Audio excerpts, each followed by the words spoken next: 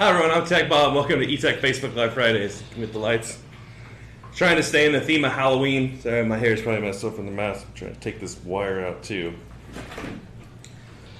So I hope I didn't scare anyone with that, but we were trying to stick with the tech fears theme of today.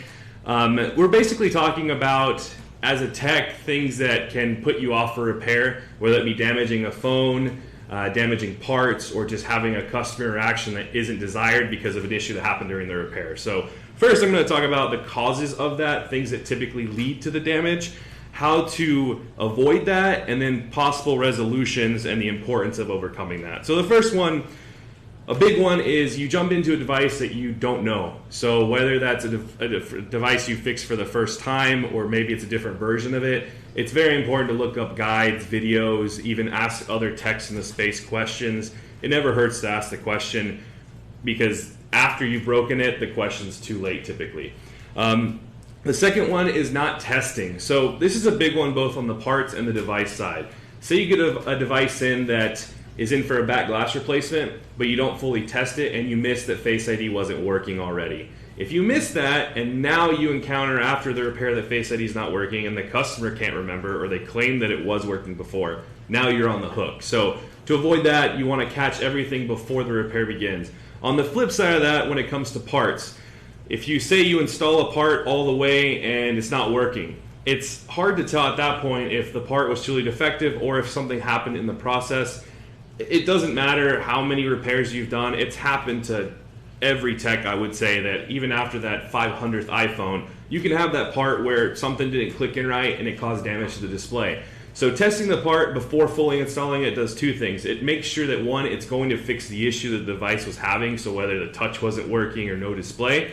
And two, it verifies the part is good and working at the beginning before you fully install it. It also helps on the RMA side, because a lot of suppliers, such as ourselves, if we find physical damage that appears that it was caused during the install, it's not covered by the RMA policy. But if you got it that way and you identified it before pulling off plastics and fully pressing it in, installing adhesive, that's ideal situation. We'll receive it back, process it as defective, and it's the quickest process possible. The next one here is using too much force, and this one's a hard one because too much force is a relative term.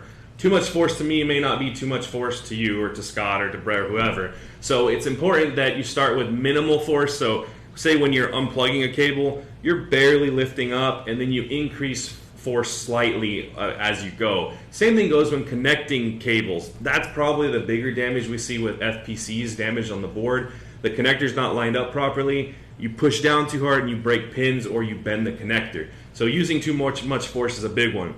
The next one is time pressure. And what I mean by that is you take a device in for repair and the customer says, can you do this in 10 minutes? And that pressure of time can sometimes get to you and cause you to make mistakes you normally wouldn't make. So I would highly recommend over-quoting when it comes to time, and you'll figure out what works best for you. Our recommendation is typically an hour. That's a sweet spot for repair. Now, if you know hands down you can do, say, an iPhone 10 screen replacement in 30 minutes, then fine, go with that. But it's always better to under-promise and over-deliver, so at the end of the day, you either meet or exceed the customer's expectations, but you don't break them. That's what you don't want. And then kind of how to avoid here. I've kind of already talked to each of those so far. Minimizing force, so that one's covered as far as how to avoid the things I just mentioned. Now, going on to the importance of overcoming. So the first one is, I mean, you hear the old adage, everyone makes mistakes. In the tech world, that's 100% true.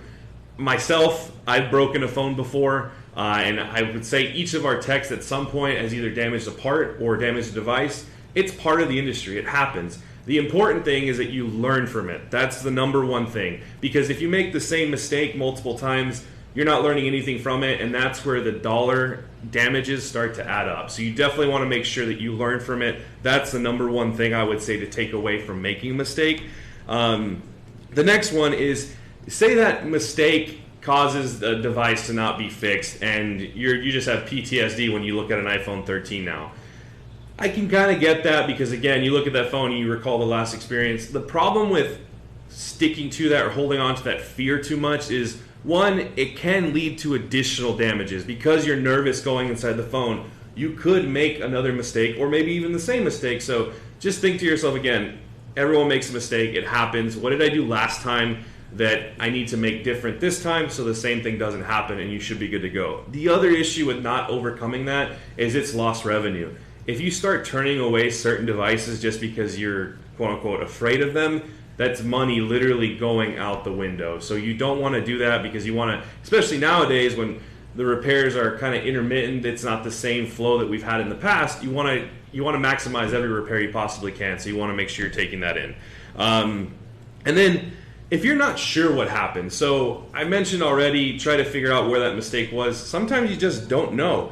The first thing you can do is retrace the steps in your repair. So start at where the issue happened or where the phone started to not work and go backwards. If you notice, you know what, I removed the back glass, that was the last thing I did. Let me check those danger areas like where the power flex is, or the charging port, or the battery, or the wireless charging coil, and see if anything is damaged there. And by process of elimination, by disconnecting different cables, you can usually figure out what the cause is and how you caused that issue. The second one, and this is one where, say you've done all that retracing in your steps and you cannot figure it out, use a B2B service to diagnose or repair the device. The good thing is nowadays there's so many board level repair people out there that have services to either diagnose at least or fix a device. We have one ourselves, which we'll show at the end of this stream. Actually, we can switch over to that, Scott.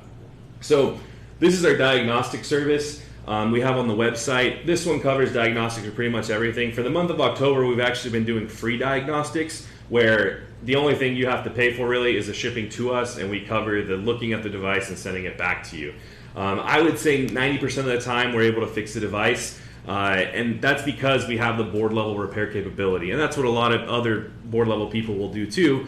The number one thing you want to avoid is damage you can't come back from. So say you cracked the board, that's really excessive force, or say you shorted something out in the backlight circuit that's not repairable, that's from not disconnecting the battery. So again, if it happens, learn from it, but I would say 9 times out of 10 we're able to fix those board level damaged phones. So that's our diagnostic service. We're kind of playing what we're going to do with the month of November. It may continue being a free diagnostic service, or it may just go down to reduced rate, but either one of those will be the case. So keep an eye out for our next stream where we'll announce that. That'll be the 4th, I believe, next Friday.